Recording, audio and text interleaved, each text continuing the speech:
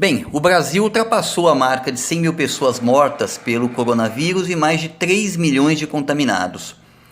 Ao contrário do que diz a grande imprensa, essas mais de 100 mil mortes não foram vidas perdidas para o coronavírus.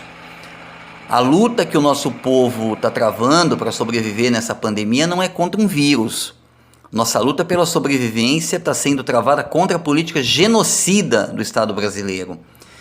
Uma política genocida do governo Bolsonaro, que minimizou a gravidade dessa doença, que não reconheceu as medidas de isolamento social como as únicas capazes de evitar o contágio, que ofereceu como medida salvadora remédios sem eficácia comprovada, caso da cloroquina, quando os hospitais pelo país não tinham remédios para sedar as pessoas que precisavam ser entubadas. E se isso não bastasse, a todo momento zombou das vítimas e das famílias que perderam parentes e amigos. É bom repetir mais uma vez, não estamos perdendo vidas para o coronavírus, mas para uma política genocida do Estado brasileiro, cujo objetivo, desde o começo da pandemia, foi de preservar os interesses dos donos do capital e não se preocupar nem um pouquinho com a vida do povo. Se vamos perder nossos empregos, se vamos nos contaminar, se vamos morrer, se pequenos negócios serão fechados, etc. Nada, na dica de nada. A única preocupação de Bolsonaro e seu ministro da Fazenda, o banqueiro Paulo Guedes, foi em manter a economia funcionando e aproveitar a pandemia para atacar ainda mais os direitos do povo. Até o auxílio emergencial, que agora o Bolsonaro vende como se fosse uma medida dele, eles estavam querendo segurar e chegaram a propor apenas R$200 por pessoa, por família. O valor só aumentou para R$600 por causa da pressão popular sobre o Congresso, que aí aprovou um valor maior. Mas é importante a gente considerar que essa política de genocida prossegue agora com prefeitos e governadores falando de uma retomada das aulas, o que vai expor as crianças e suas famílias, assim como professores, ao contágio da doença. Governadores e prefeitos querem dar a impressão de que tudo está voltando ao normal, mas não está. Somos o segundo país com maior número de mortos no mundo, só perdemos para os Estados Unidos. Até mesmo países como nosso vizinho Paraguai, nação amiga que sempre foi motivo de preconceito e piada de nós brasileiros, teve um baixíssimo índice de contaminação e de mortes.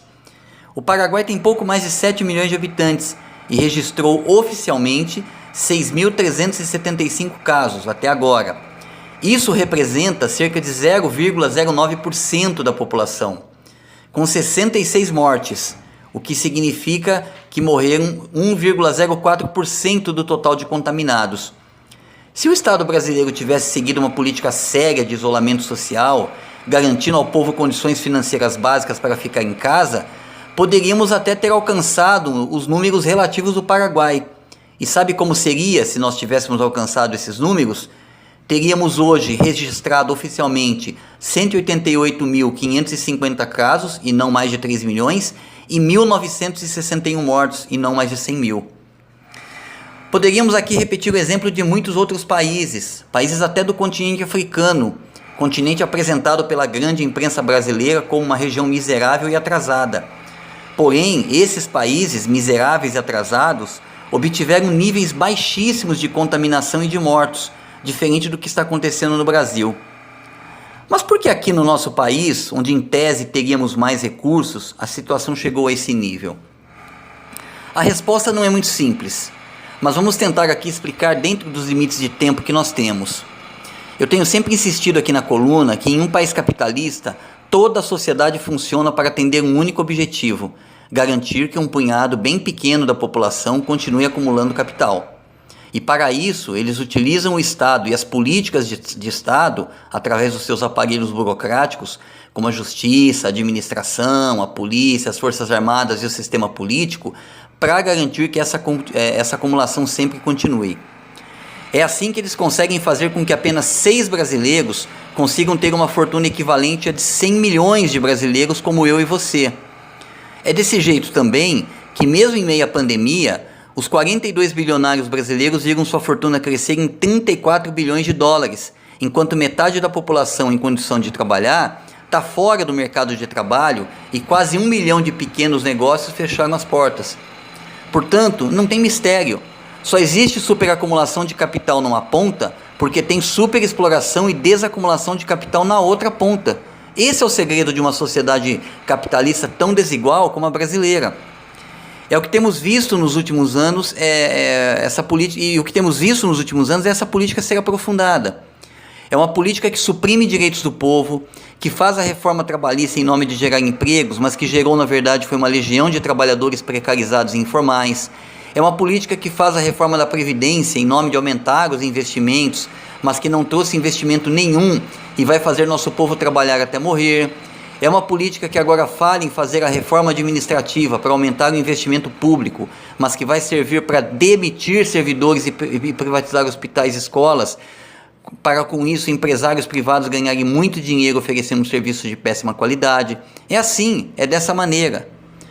Toda essa política de destruição de direitos e de destruição do próprio país se reflete na política genocida do Estado brasileiro no enfrentamento do coronavírus. Nós, o povo, já estamos sendo mortos aos pouquinhos por essa política de super privilegiar os donos do capital quando não temos emprego, ou quando temos de trabalhar para aplicativos, pedalando uma bicicleta ou pilotando uma moto por horas e horas do dia para ganhar uma miséria. Já estamos sendo mortos por essa política quando enfrentamos filas em hospitais superlotados, ou quando nossos filhos só conseguem vaga em uma creche por causa de uma ordem judicial.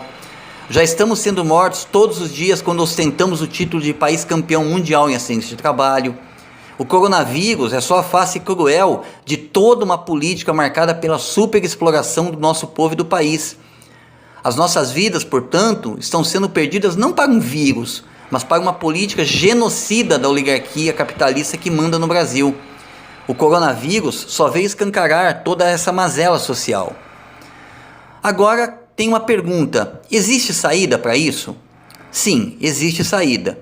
E a saída passa por nós, trabalhadores e trabalhadoras, apagarmos nossas desavenças e nos enxergarmos como um único povo. E a partir daí nos organizarmos para lutar e refundar verdadeiramente o Brasil. E fazer com que nosso país funcione não mais para atender os interesses da acumulação de capital, que fica sempre nas mãos de uma minoria, e que ele passe a funcionar para garantir uma vida digna, sem exploração e sem miséria para o povo. Eu acho que é isso, uma boa semana a todos e até a próxima.